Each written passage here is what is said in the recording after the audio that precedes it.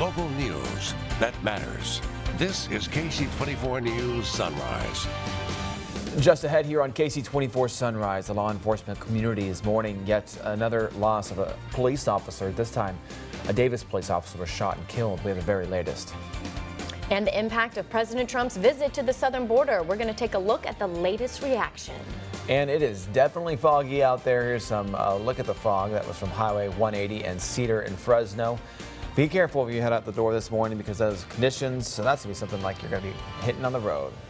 Good morning, everybody. Welcome to KC24 Sunrise here at 6:30 on this Friday. I know. Happy Friday, everybody. I'm Stephanie Bainham. Thank you for joining us, and it's been great to join you guys all week. Yeah, this is our last half an hour with you on the morning show. It's been fun. I actually never got to anchor with you before because you're on later shows. This is super fun. It's been a lot of, maybe one day I can go hop on CVT. You can. We always need a guest co-host. Yeah, well, the next week we'll have Alex Delgado here, which will be fun too. So just trying things out. Yeah. Just trying things out. You've got a great team, though, and a great show. And I love your weather reports, Lauren. Yeah. Yes, we have some interesting weather, we'll say. We're changing it up for you, Stephanie. So we have the morning fog, and then as we get into tonight and tomorrow, we'll be talking about a couple of showers, snow in the higher elevations. So the next 24 hours, expect to see a bit of a mix of things around central California. In Fresno, your visibility is at less than a quarter of a mile, so we are talking fog this morning, and we have our dense fog advisory in effect until 11 o'clock. Madera, Merced, you're at a quarter of a mile with your visibilities. Most of the South Valley also at a quarter of a mile. If you're in Porterville, you are at 3/4 of a mile. So no matter where you're traveling this morning, you'll run into some fog. It's 46 in Fresno now. We have 48 in Hanford, 44 for those of you in Tulare. In Merced, it's 47, Los Banos 48, and then both Yosemite Valley and Oakhurst starting out barely below the freezing point this morning.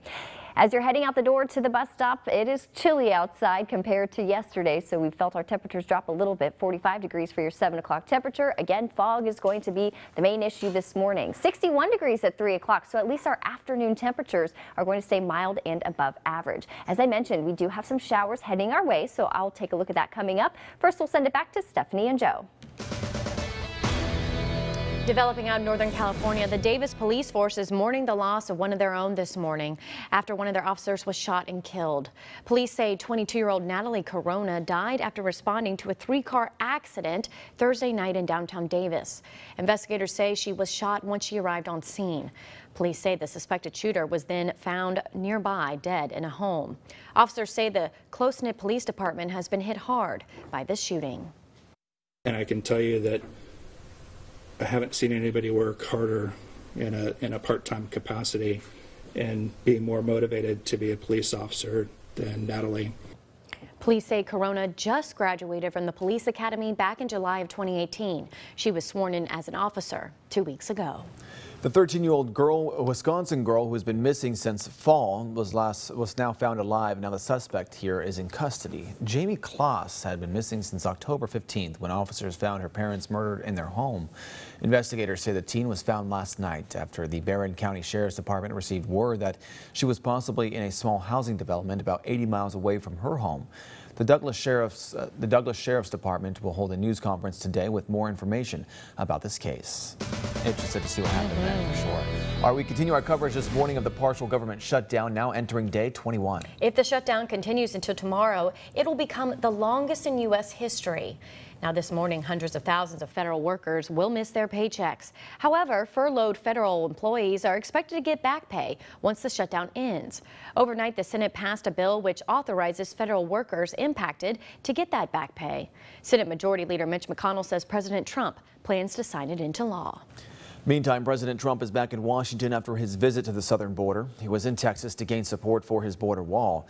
The president says the situation on the border is a crisis. He's asking for $5.7 billion to build a barrier, but Democrats are not budging for that. And now the president says if they don't compromise, he'll just go around them and declare a national emergency. I have the absolute right to declare a national emergency. I haven't done it yet. I may do it. If this doesn't work out, probably I will do it. I would almost say definitely. Analysts say if the president does declare a national emergency, opponents are likely to take legal action.